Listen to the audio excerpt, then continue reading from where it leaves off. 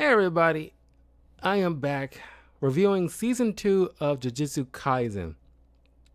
And I gotta say, man, this is like I haven't now. Granted, I haven't seen Attack on Titan, but I know of it and what to expect of it. But nobody says anything about the level of carnage that is Jujutsu Kaisen. Holy crap! Oh my god, it was a lot. Uh, it was a lot. You know, on Halloween no less. Like, wow. Uh, there's a fair amount I want to talk about, but I darn near about to forget. Hold on, because in my last review, a person left me a comment on my review. Let me get his name. Uh, Lane. Uh, 5858. Thank you for leaving me a comment. Uh, he mentions that the first draft. As you go more into the story, you will forget he was. Hold on. Because I made a mention of how, like, you know, that Yuji wasn't all that. Not that he's a bad character, but he wasn't as interesting as, like, Sukuna, his alter ego, and Gojo, and Patchwork Face.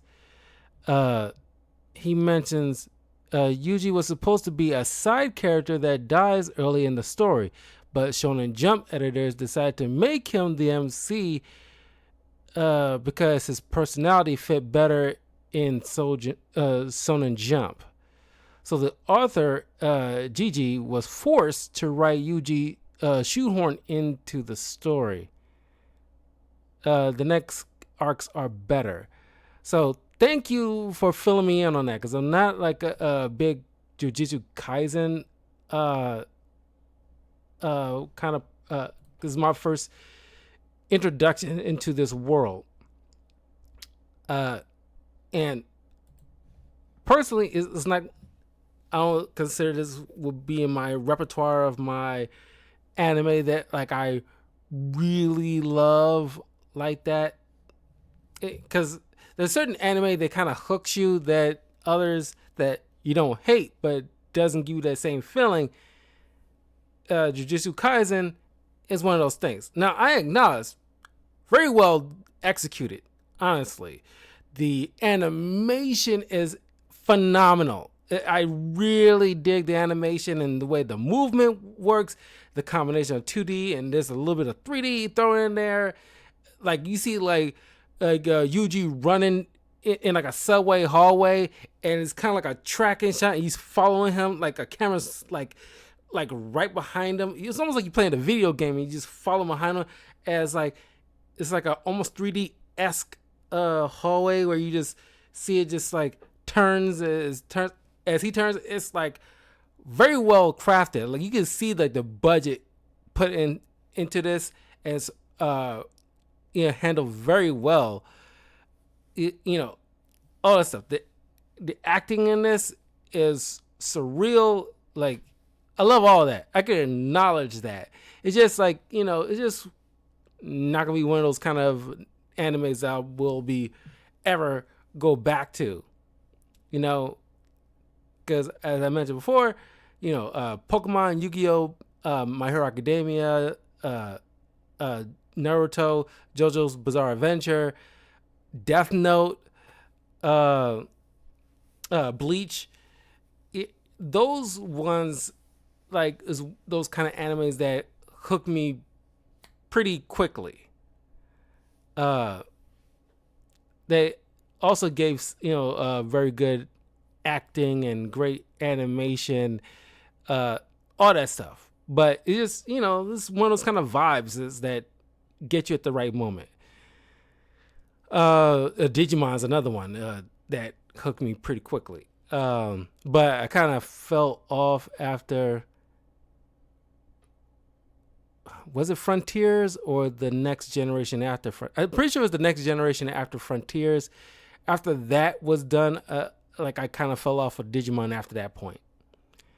Cause like with Yu-Gi-Oh, I think it kind of got gimmicky, or at least kind of like a parody of itself that I couldn't really get into. Beyblade, that was another one that like I really dig, but after the first few seasons, I kind of like it wasn't my bag anymore.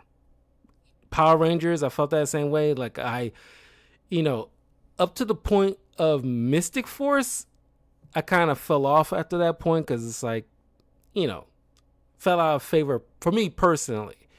But like, you can see like how long I can, give like something that I'm like, give such high regards to, how long I'm willing to hang on before it kind of loses luster. Or at least when the whole franchise is over at the very least. Anyway, so we start off the season with like the first 4 or 5 episodes being like a bit of a flashback where we see like a young Gojo and his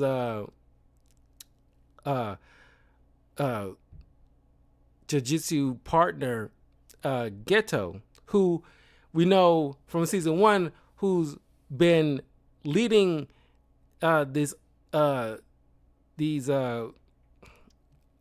we keep forgetting what they're technically called, but pretty much like these spiritual creatures, as but you know what I'm talking about.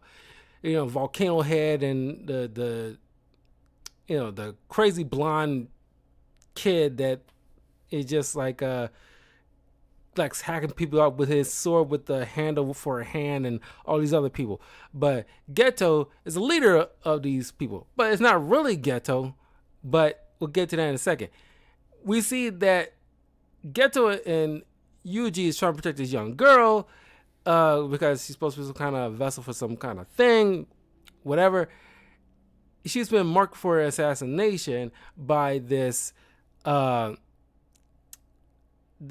cult-like group, and they end up hiring this unbelievably powerful non-jujutsu magic user who utilizes weapons, but he is like, One Punch Man is another one I really love, but I bring it up because it just reminded me of Jiro or Gyro, whatever, the guy who was trained by Bang. He kind of reminds me of him. If they do like a death battle between Jiro and, let me get this guy's name. He goes by Fushiguro. Is his like, he takes his wife's maiden name, Fushiguro, who turns out, spoiler alert, is the father of Megami,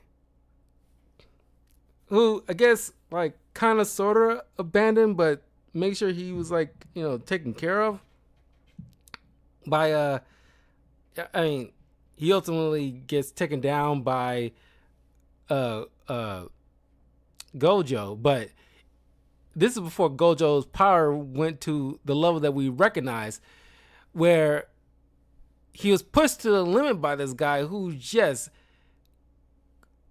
takes down like folks so easily.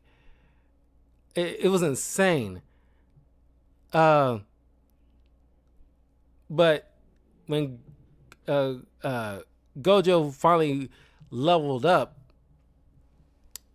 but I guess, because as Gojo points out to Megami later, that their clans had like a tumultuous rivalry in the past, because because the power that they will acquire is very rare. And the last time someone of their clan had those type of powers was many centuries ago, and they end up getting to some kind of like a sparring match thing, but it got kicked up to such a high gear where they end up killing each other, which started like a rivalry between the clans. And it's only up until this point where it's kind of like, it's kind of like a master-student type of relationship. But I guess you can see from Megumi's father that you can see why their power is such a insane degree. This dude is like crazy. But throughout this ordeal, once Gojo finally stops the guy, it made him process to look after his son, because apparently his son's supposed to be sold off or something. But Gojo managed to, take him under his wing essentially. But and then the young girl, he ended up killing the girl, so it's kind of sad, but it's like, I don't know, but it's kind of like a domino effect essentially, because Geto, it's kind of like a tale as old as time when it comes to certain animes, where certain people that used to be like the good guys, but something transpires that kind of warp their point of view of how they saw the world, where it's kind of like Orochimaru, where his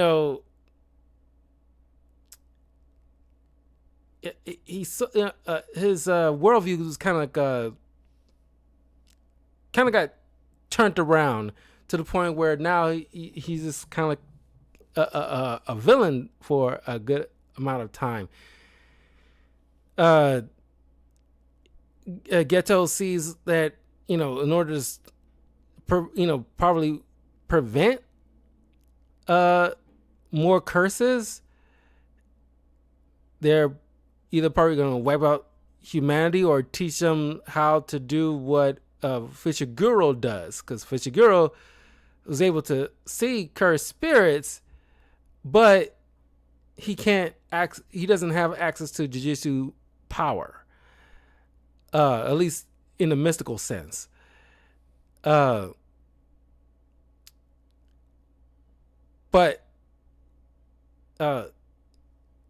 either one is very difficult to do. But Geto figures he takes over the cult essentially, and then he ends up killing his entire village, including his own parents, and takes on these two young girls who pretty much look upon him in reverence, and they've been following him along for a while. But in any case, we can see that he is he has like a mission in place. But at some point, he gets taken over by this brain curse thing that, he kind of like very Hannibal Lecter-ish. There's a lot of reference to other movies and anime. This climax happens on Halloween, where you see a guy literally dressed like Joaquin Phoenix Joker. I'm pretty sure it's Joaquin Phoenix Joker. So it's a lot of reference. Someone make a reference to Digimon. I'm pretty sure it was Yuji who's making a reference to Digimon. And I'm thinking are they allowed to do this legally? But this brain creature somehow, some point, coupled on top of his skull, and it was stitched back together. But his brain's pretty much replaced with his, or at least possessed by this a brain curse thingamajig. I don't know what that is. Hopefully, when season 3 eventually comes around, that's a little bit more explained. Never got a clue about what was going on with that. So now, Geto, patchwork face. I know he got like a name, me something. I know it starts with an M, but I'm just gonna call him patchwork face. And Volcano Head, and the this shrimp looking creature, and the blonde haired kid, they formulate a plan on Halloween night while in this Tokyo Square, where a bunch of folks are celebrating Halloween. They put in these 3-layer bubble to trap a bunch of people, and a lot of them are massacred pretty much. I'm pretty sure maybe some managed to escape, live thanks to some of the Jujutsu sorcerers, but man, it's like a pretty much genocide that was going on thanks to these curses. But Volcano Head ends up, after, Gojo goes there first, while some of the other sorcerers arrive. But this is I'm kind of jumping ahead here.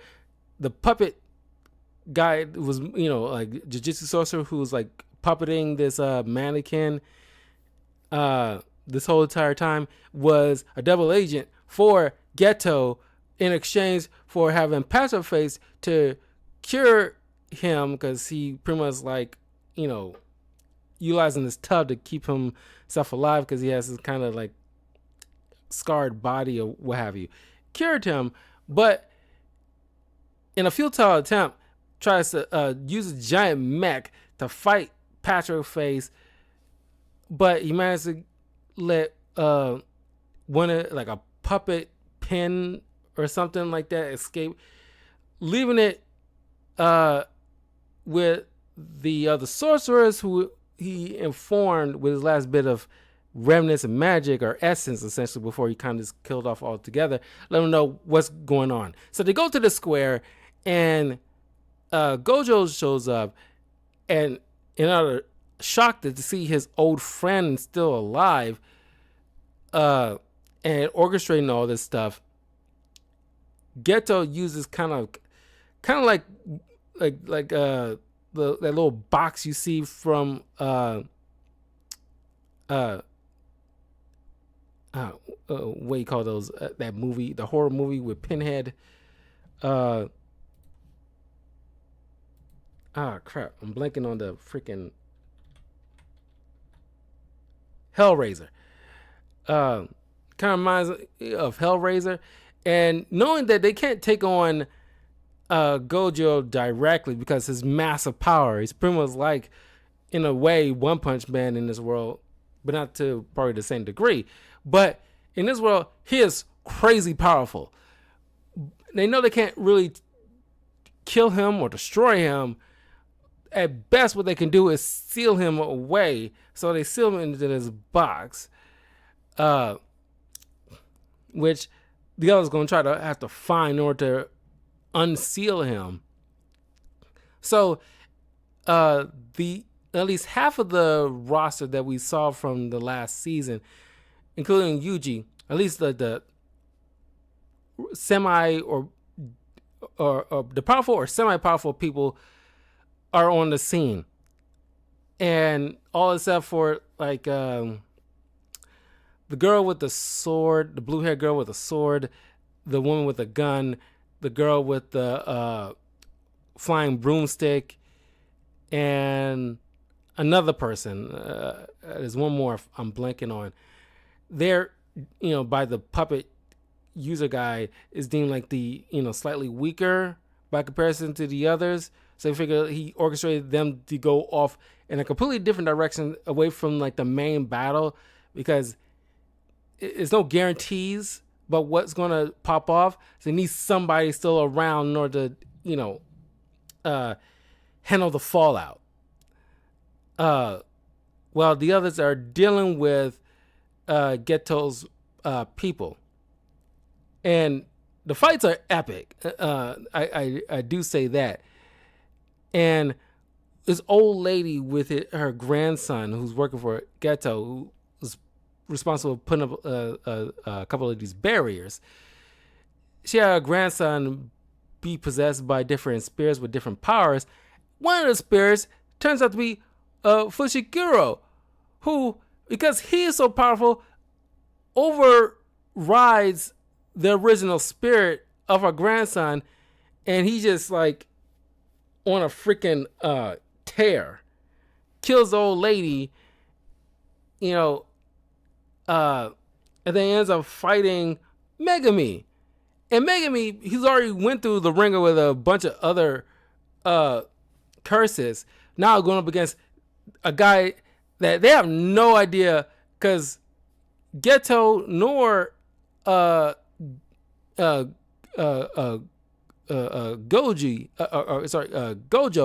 isn't there on the scene to fill them in. No, I think that there's like an old man there who has like a power to utilize like what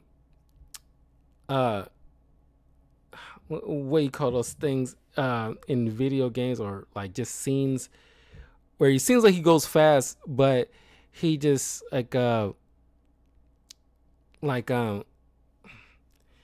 he just be able to move in a way kind of like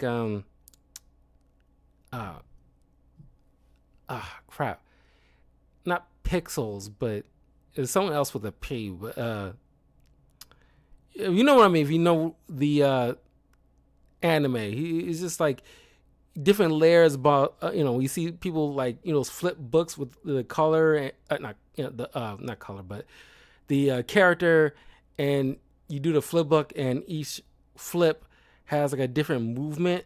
It's kind of like that, where he can control that, and others, if other people can't figure out the next movement, they will get trapped into this kind of like a 2D type of wall where they can just get beat up by this old man. He was there back in the day when Gojo took Megami under his wing and know about his father. He didn't say anything. He was just stunned. But ultimately, Volcano Head ends up killing him, the girl with the glasses that's the sister to the girl with a gun. Like I said, I'm not good with these names, but I'm trying to do my best to describe it so you know the anime, you know who I'm talking about. And one of Yuji's instructor, the guy with the suit, ends up getting burnt. I'm not sure if the girl is alive. Don't know if the old man is alive at all. Doesn't seem like it. Excuse me. But the guy with the suit, half of his body was, burnt, and he's just walking on muscle memory. It was a lot of it's hardcore. It is, sad. You knew some people was gonna die, but it's one of those things like Attack on Titan. You don't know. It's all up in the air who will survive and who will not. Nobody is safe. Just because you're part of the main cast doesn't make you immune to the carnage that was about to pop off. But anyway, Megami fighting this guy who he doesn't know is his father, and knowing that he knows he got nothing. Like I'm exhausted. Like I'm running on fumes at this point. At best, what he can do is just run. I was like, he's stolen this guy. He's run, try to get some help, because this dude is unreal. I don't know why this guy is chasing me. He's just like booking it all over the city, hopping over, skyscrapers and stuff, using his curse powers to like summon birds to like fly him away, causing all these distractions just for him to get away. But as soon as he got cornered by Fushiguro, it was at a moment where his memory was jogged a bit when he realized that this is his son. He asked him, like, what's your name? And he tells him his name, and it's like, oh, okay. And he ends up killing himself, and just doesn't have to say anything. It's just like he's just happy to know that Gojo kept Gojo kept his promise, and he just fell. Man, he could have been useful in the fight against Geto, honestly. And by the way, when Gojo acknowledged or at least recognize that Geto is still around, he realizes that he's being possessed, and Geto somewhere underneath is still there because his body tries to turn against him and choke him out, and it's like Geto is there somewhere underneath while being possessed. So one of that will come full circle next time around. But because he's possessed, the two young girls, want him, the real Geto, back. So they, along with the Volcano Head, managed to scramble up at least what would be the equivalent of 20 fingers that they've been looking for. After Yuji fight this other guy that was working for Geto but ends up turning against him, trying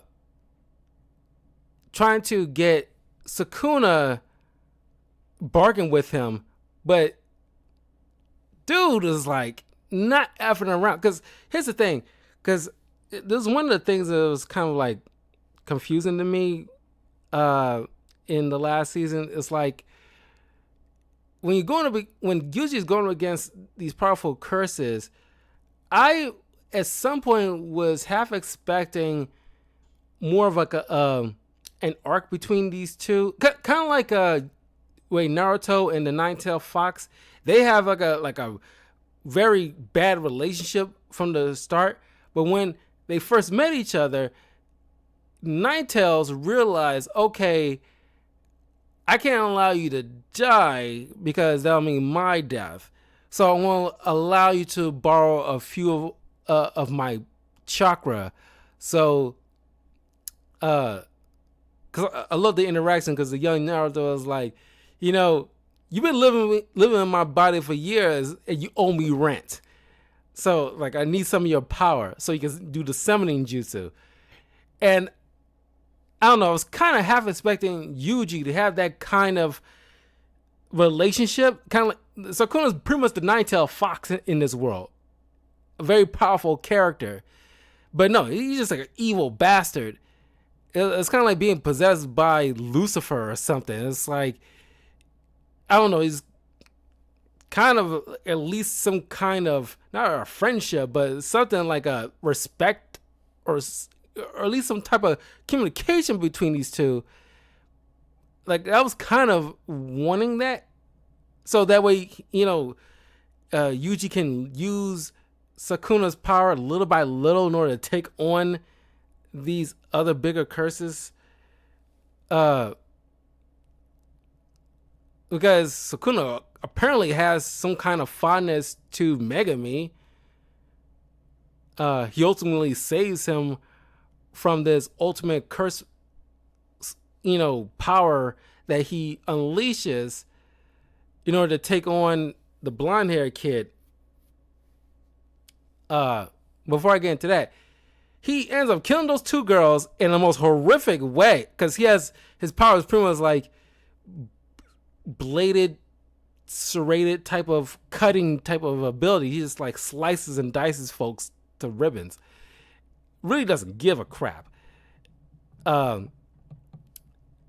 And he ends up like, talking with the Volcano Head, and it's like, look, I will, if you manage to land a hit on me, I will temporarily work on you guys, kill as many humans as possible in this area, all but one of my choosing, which is obviously going to be Megami. But then it comes into this epic fight between Volcano Head and Sukuna. Ultimately, throughout this massive battle, like tons of collateral damage, and then Sukuna managed to beat him by his own game, utilizing fire powers, which shocked Volcano Head, because like, I didn't know he can use fire. And Sukuna's like, you know what? You earned my respect. And it turns out this woman who's supposed to have been like the right hand. That was the one person I was, forgetting about. Who's supposed to have been the right hand to Geto, but it turns out is actually a double agent herself who is working technically under Sukuna, is waiting for his arrival. And it's like, oh, I remember you. Oh, yeah. Don't forget to do that in the third, okay? I gotta handle something. So clearly, Sukuna has like an ultimate plan, apparently, that he, like set in motion. He's very devious. So he ends up saving Megami, and you see this drawn out fight between this bestial creature and Sukuna, but because he's so callous about utilizing his power, caused just like a horrible just devastation in this partial part of the city.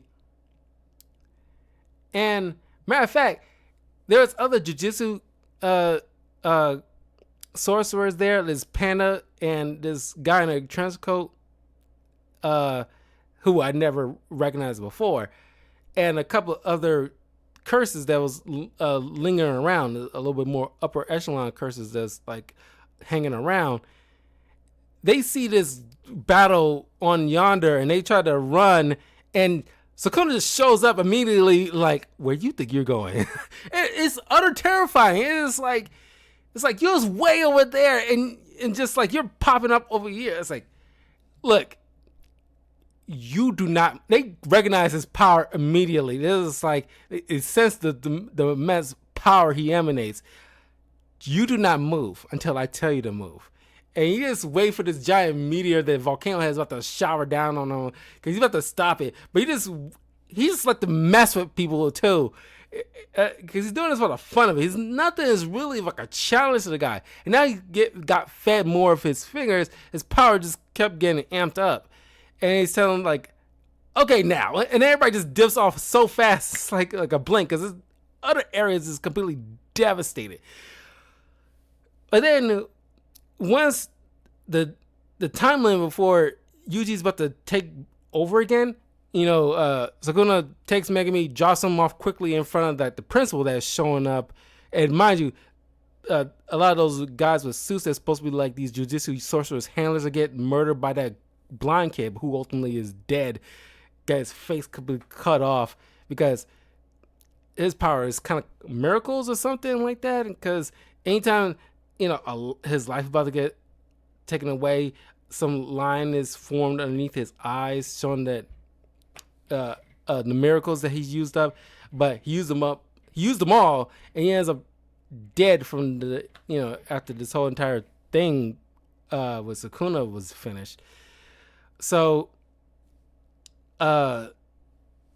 he goes back at the scene of the crime essentially, and waits till he turns back into Yuji, and Yuji is just beside himself because Sukuna, in his effed up way, made sure that all that he's done to people, curses, this entire portion of the city, Yuji is going to remember everything he's done because he did it with his own hands.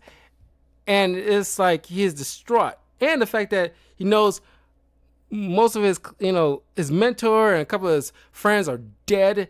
And then, of course, the big guy with the clapping hand powers, I forgot his name, he pops up, and because he sees him as his brother, it's like, look, as jujutsu sorcerers, this is the job. Like, pretty much don't let their memory be in vain. Fight on. So as they go and take on Patchwork Face, who is completely just like crazy, but then he splits himself into two clones, while Yuji and his brother takes on one. I forgot the girl with the hammer and nails. She bumps into the other guy the other clone, and because before she gets hit in the face by the power of this guy and seemingly dead, but she could get rescued by like the big guy's I guess chauffeur or whatever. His power is not exactly healing, but patching up people's from wounds that just sustained, but not new wounds after he patched them up. So he says like, it's a small possibility that she's alive, and I'm pretty sure she's a fan favorite character, so I doubt they'll kill her off. But she has to be taken away from the field of battle at this point. Uh, but she managed to devastate him enough so Yuji can use his ultimate curse move that I forgot that punch curse move that he does. He does it enough to where it's pretty much devastate his power. So now he can't really morph the way that he usually does. So now he is like whimpering, crying like a little bitch at this point, and it's like, oh my, because this is like the fight was like so intense that the big guy lost one of his hands, and he's pretty much like the fight took a lot out of him at this point. So now it's down to him and Yuji, and Yuji is about to deal the finishing blow on this guy until Geto shows up, sucks him into this sphere. Pretty much he's done. And a few of the sorcerers show up, but none can take on this guy.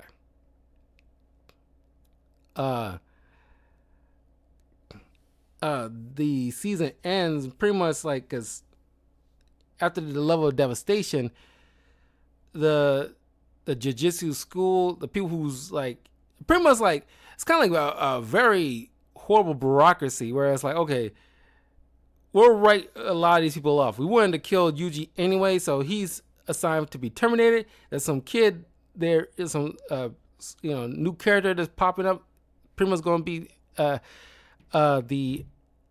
eliminator of Yuji on site. Get rid of him. The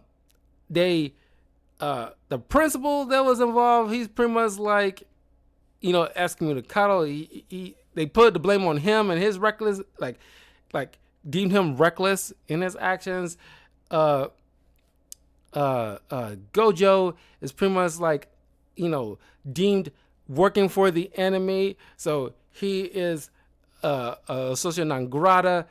It's just like wiping their hands clean of this whole entire situation, because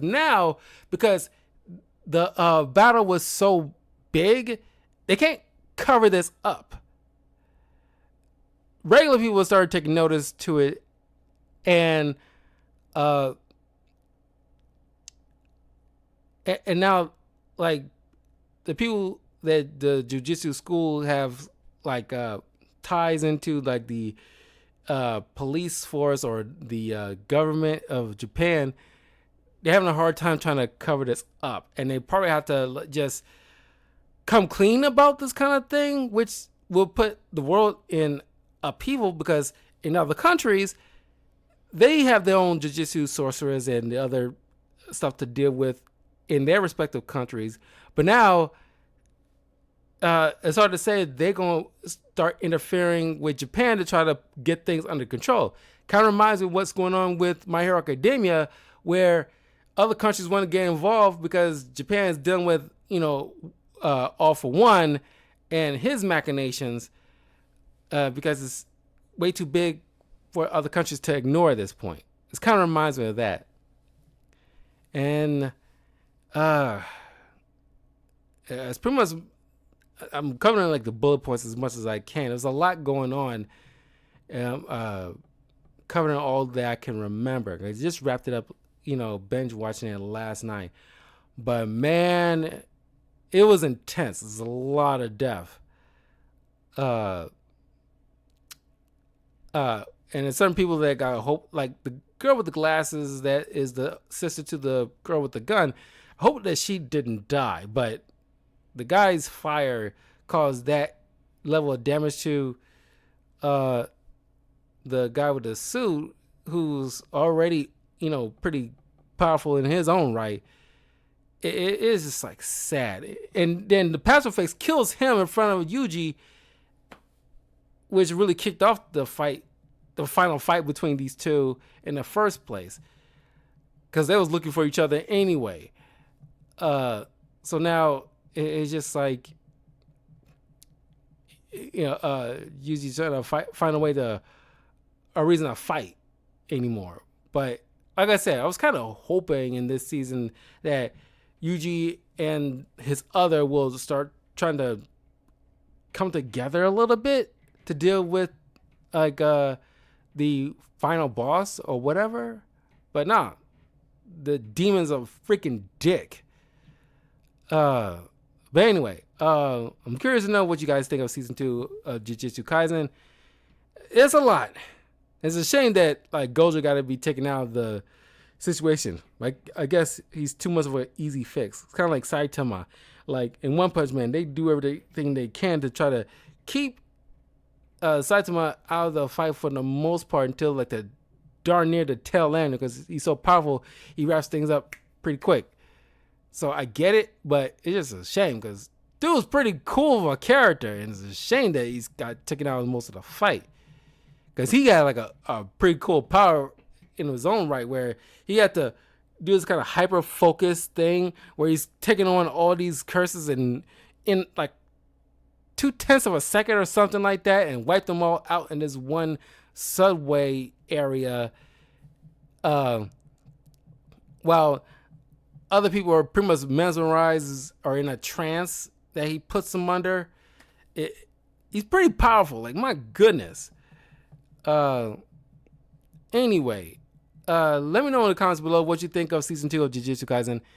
And the next anime that I'll be starting to binge watch all the way through, from beginning to completion, is Naruto. I'm going through regular Naruto, then Naruto Shippuden. So it's going to be just Naruto on Naruto for a good while. And, well, I think in between Naruto and Shippuden, I will start going through the Naruto movies. Or at least the regular Naruto movies, not the Shippuden movies. And then after I'm done with Shippuden, I'll go through the Shippuden movies. But yeah, that's my the next lineup of binge watching shows. Well, of course, I'll be doing like a review of season 3 of Daredevil as well in between all that stuff. But besides that, there's gonna be a bunch of Naruto stuff. And then after that, I'm planning on binging through all of Bleach. And then we'll see, because I'm thinking after that, I'm going through all of Pokemon. At least that's what my plan is. Who knows what might come up in the future. But in any case, I will see you guys later on this evening as I get back to some more FF15.